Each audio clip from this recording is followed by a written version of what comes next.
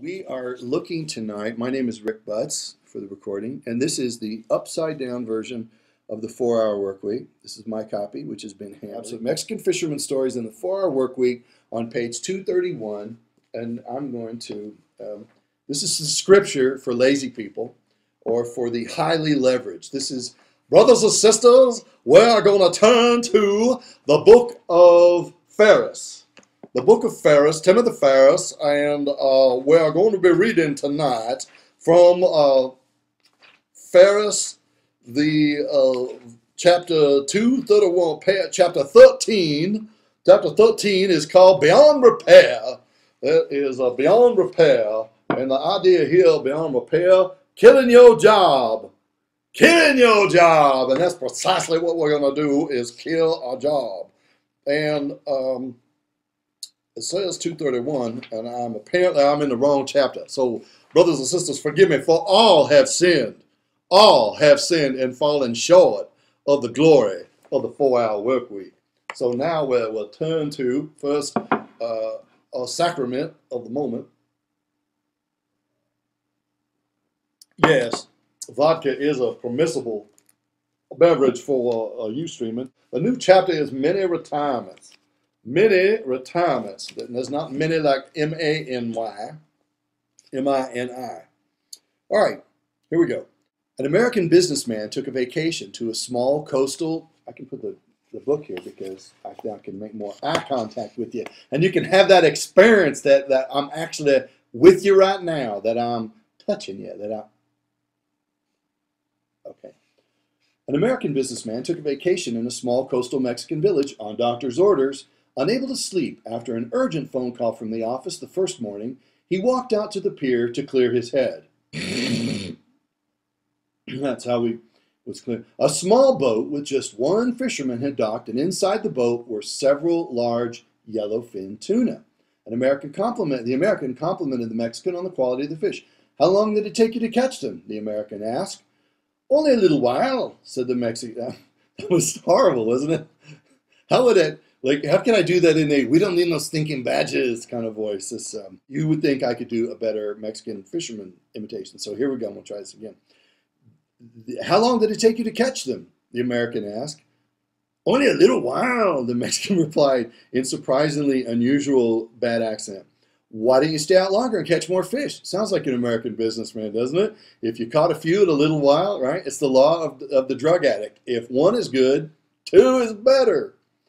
"I have enough to support my..." back to the Mexican fisherman now. We're on his screenplay. "I have enough to support my family and give a few to friends," the Mexican said as he uploaded them. See, that's how sick I am as an internet marketer. I saw the word unloaded.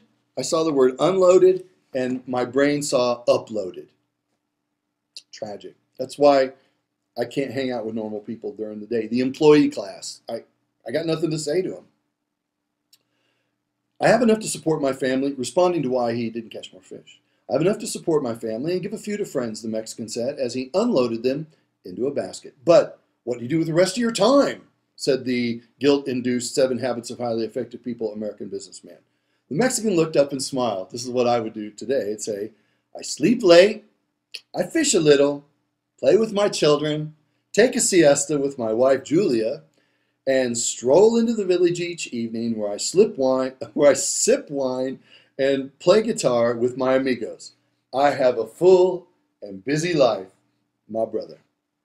The American laughed and stood tall. "Sir, I am a Harvard MBA, and I can help you. You should spend more time fishing, and with the proceeds, buy a bigger boat. In no time, you could buy several boats with the increased haul. Eventually, you would have a fleet of fishing boats." He continued, "Instead of selling your catch to a middleman, you would sell directly to the consumer, eventually opening your own cannery. You would control the product proceeding and distribution. You would need to leave this small coastal fishing village, of course, and move to Mexico City, then to Los Angeles, and eventually to New York City, where you could run your expanding enterprise with proper management." The Mexican fisherman asked, "But, senor, how long will all this take?" To which the American replied, 15 to 20 years, 25 tops.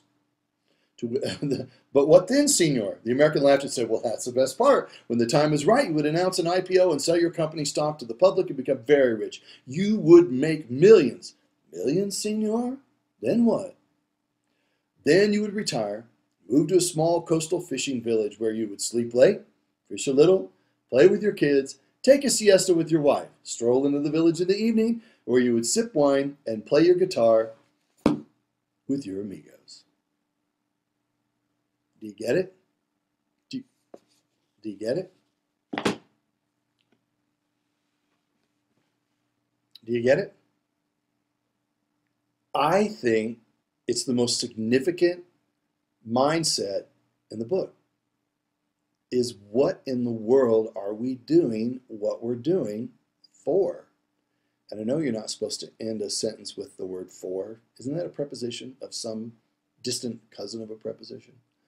But what in the world are we doing? The most important thing that Ferris tried to say was about what people really want in life and the developing a leveraged way to get what you want and not buying into the illusion. You see, this book was done for, is along the lines of what we get caught up in that turns us into people who are overwhelmed with opportunities, overwhelmed with buying the next internet marketing product, overwhelmed with keeping up with what's going on in social media, overwhelmed with everything that doesn't matter. Instead of focusing, really sticking to our knitting, discovering what we're really good at, exploiting our gifts and skills, and learning to leave out the rest and outsource the other part. I mean, that whole model that he was laying out there where you would catch more fish and hire more people, sell direct, that's the kind of thing that gets somebody hiring 10 people in the Philippines to put up search engine friendly pages and drive stuff into a big, I don't want to live like that. I mean, that's for an engineer or a math major or an anal retentive person. That's not a life. I don't want to do that kind of work. If you do, more power to you.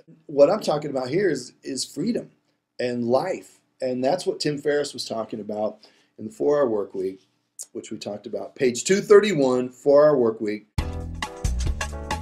Dan Lopez is the only lowrider in Calgary. He's got like the car that goes like this. TV. That's the blue screen of death for DirecTV. Martin has fabulous hair. The force of plugging into a bald man in Colorado, or I could bring you on here if you've got a webcam and you're wearing at least a top.